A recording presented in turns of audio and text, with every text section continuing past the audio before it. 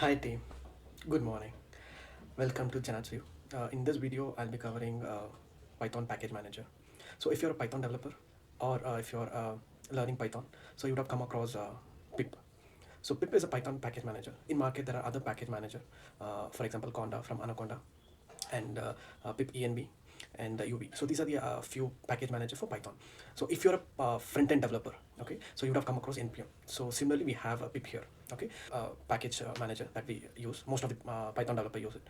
So in this video I'll be covering few commands and some few history about pip and what are all the features of pip and how to use it. Have created a notebook, kind of a cheat sheet, which you can use it as a and just use it in your project. If you're learning, it'll be really useful. So I'll upload it in this video in the comments. You can just download it and you can use it. So I'll be sharing my screen and I'll be running through all the commands of using pip command, a pip tool, and I'll explain it one by one. And usually we use only the install command, so instead of that I'll try to cover most of the pip commands. And we are in the thought that pip is used only for installing the packages, okay, but that's not the case. Pip can be used to uninstall also, okay. So I'll be covering those commands also in this video and also in the notebook. uh, and yeah, I'll share my screen and we can get started. Yeah, before I take you through the commands, pip commands, I'll tell what is pip is. So pip is a standard Python package manager, okay, which was introduced in 2008. Okay, so what the pip stands for? Pip is an acronym, okay, with pip installs packages. Okay, so that is a acronym for if you expand pip. So this is what it stands for: the pip install packages. Okay, so before checking pip, the first thing that you have to do is like install Python. Okay, let me show it. So I've opened a terminal. So I've created a project called learning and I've created a virtual environment. Okay, so now you can check it here. There's a virtual environment. So now let me check the Python version in my machine. So Python 3.11 is the version that it's running. So now I need to check whether pip is installed or not. To check that, we have a command called where pip. Okay, let me run this. So you can see there are two places it is the executable files are available. One is in the virtual environment, one is the default one. So yeah, this confirms that pip is installed. All right. The next is like I want to check what is the version of pip. For that, I'll be using either of this command, either of these two commands. Okay. Let me run. There's something I didn't copy it properly. Let me copy it again and paste it. And yes, so it's a pip 22.31, and there's a version of Python that we have already confirmed, right?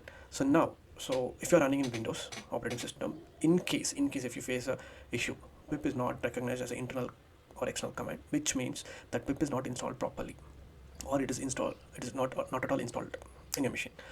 To ensure, we have a command called ensure pip -upgrade.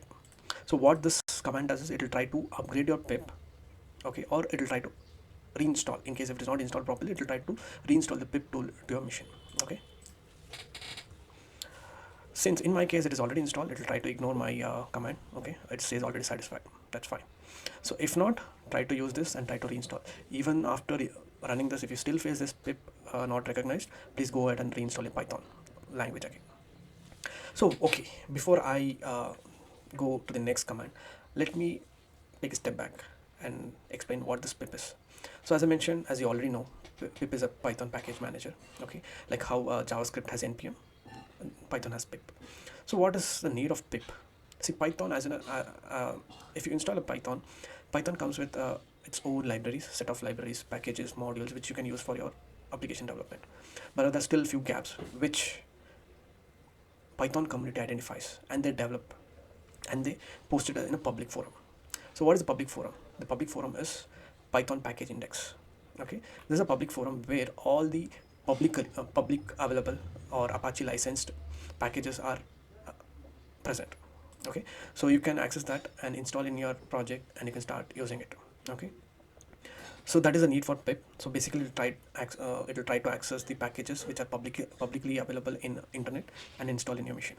Okay, so first thing, the basic thing is, as everyone would have used as a Python developer or a beginner, is pip install. So this is very straightforward. You might not have used all these commands so far, but you would have used the pip install if you're aware of pip. Okay, so this is standard format, pip install package. So here you'll give the package name. So let's take an example here. So I want to install a package name called request. I want to install this request in my machine. I'll try to, I just copied it. Let me run it here. So as you can see here, right, it says already satisfied, which means the request package already exists. So in that case, what I'll do, I'll try to run a different package, pandas. Let me take pandas as example. I don't think it is installed, but let me give it a try. Yes, it is installing. Okay, seems like it is already satisfied. My bad. Okay, seems like the dependencies are satisfied, but pandas is not satisfied. Basically, it is not installed. Let's wait. I think this will take time. We'll go back to the notebook, and we'll come back once it is installed. Okay, I think it is installing. Okay, I think it is already installed, successfully installed. So we are good. So this is a command to install. Okay, and it says successfully installed. We are good. I'll come to this dependency later, but this is successfully done. So now let's say this is one package installation, and you have multiple packages that needs to be installed. Then all you have to do is like just give the Python -m pip install the package name, list it out with a space as a delimiter. Okay, so just you can copy and paste it. I don't need this package to be installed. This is an example. So now you just want to know, like, okay, how many packages has been installed in your machine. Just copy this. Let me clear this for a proper view. Okay, this is not copied properly. Let me copy it. Let me delete this one. So let me run this. So you can see here, this many packages are installed, and these are the version of those packages. But just keep in mind, basically I have installed pandas and the request alone in this project, in the learning folder. But I can see other set of packages. The reason is request package is dependent on these packages. For example, request is dependent on URL lib3, setup tools, I think IDNA. Similarly, pandas is dependent on numpy that we are already. If you're a machine learning person, if you're a machine learning engineer, you might know that pandas is dependent on numpy. So these many packages are already installed, are dependent, right? So this is the use of the list command. So now if you want to see only the certain packages metadata, okay, you can use the show command. Let me just run it and show it to you. Let me clear this once again. Let me copy it. So have the metadata. So as I said before, you can see here, right, request is it requires URL lib3, certify, and IDNA. Okay, this is where you can just confirm whether this is required or not. Okay, why the show command is needed, what is the importance, I'll come to that later. Okay, so this is one way of checking the metadata of the package. The other way is like importing it and then running one by one. So basically you can check version, summary, location. So that also you can do it. So far we have installed the package that are available publicly in Python package index, also known as py5. Okay, but let's take an example. You're working for an organization, okay, and you're not allowed to you don't have access to internet. All you have is like in the internet or in some local file location. Let's say it's in on-prem, it's not in the cloud or anywhere, it's in on-prem within your organization. It's in your organization internet basically. So pip does allow to install those packages also. So the command is python -m pip install the index location. I stands for index, and this is the location where your packages lies and the package name, and you can just install it. Okay, this is fine. Let's say like you want to install 23 packages for your project, and everything lies here. You can't just keep giving the HTTP location every time you run this. That will be a tedious one. Instead of that, it provides a config file. This is the format of config file where you can give the HTTP URL where your packages, your organization packages, or your locally developed packages lies. Just provide the location, so and you can just follow the same way of installing. In that case, every time it will try to look for the packages in this location, not in the package index, internet Python package index. Fine. So yeah, this is a default way of installing. This is a custom package index installation. And also, let's say your package is in Git, and you want to install it, or you want to edit it, you want to install and then edit it. So then you can go and use this command and install it. Okay, so all you have to do is like install git plus the git URL. Fine. So this command is fine, provided you have just 2 or 3 packages to be installed by using multiple commands or using custom package index and giving multiple commands. That's fine.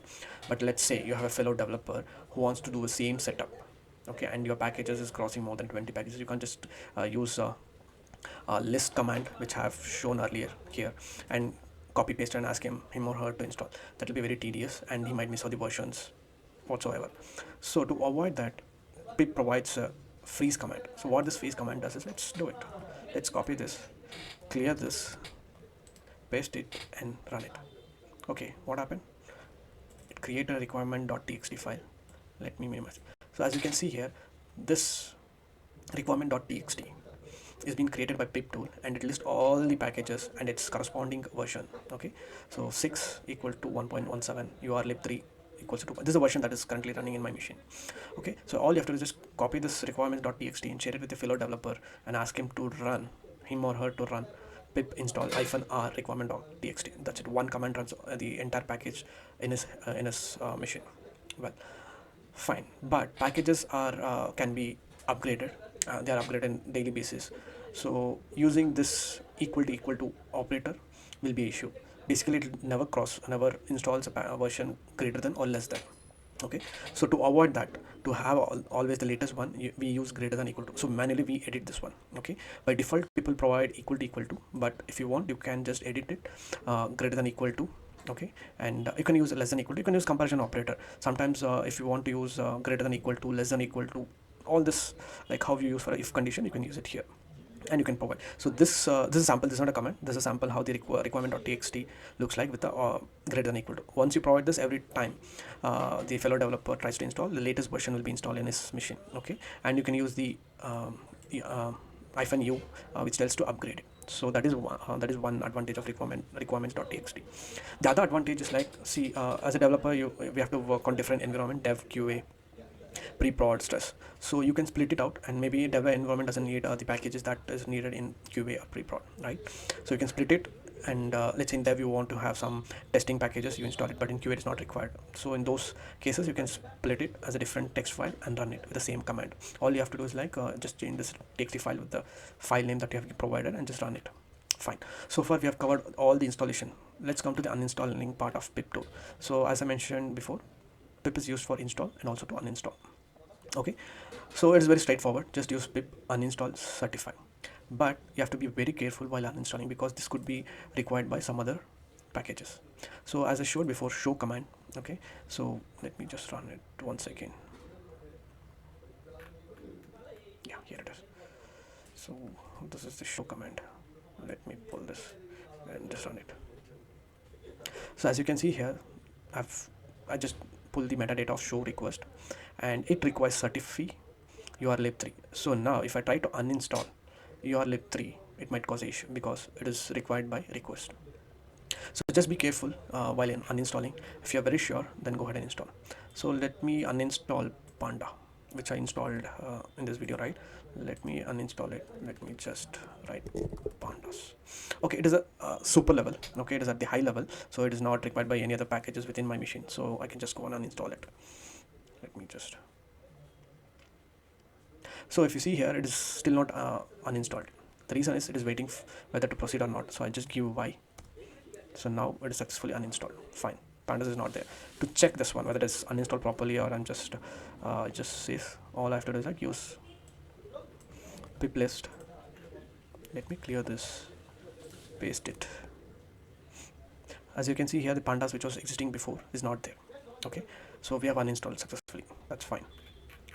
So now as you see, when I tried to uninstall, it was asking me to provide to proceed or not. So to avoid this, we use a switch called -y, which directly tells you just go ahead and delete or uninstall that package for me. Okay, so that is a need of, that is a role of -y. Okay, so if you have multiple packages similar to install, just use -y to avoid the dialog asking y or n. Just give the multiple packages name and it will uninstall or delete that from your machine.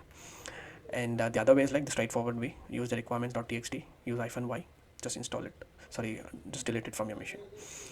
So that's it. So that's this is a, I've created a cheat sheet, a notebook. It's a very basic one. It's not a exhaustive list of commands that you can use. There are still, you can go and explore the pip commands that are available in the internet. So you can just explore it and try it, but these are very basic level. As a beginner, you can just try it in your machine and just try to understand how the pip works. So you can try other package managers for Python, and that will be better. And yeah, thanks for watching, and please do share for any of your friend who's beginning to start Python or machine learning or data science. This will be very helpful for him or her. And please do subscribe to my channel so to get similar contents. Thanks, and do comment if you need any more content or any changes in my delivery of video or voice. Please let me know whether I'm going very fast, slow. please do comment. And thanks for your time.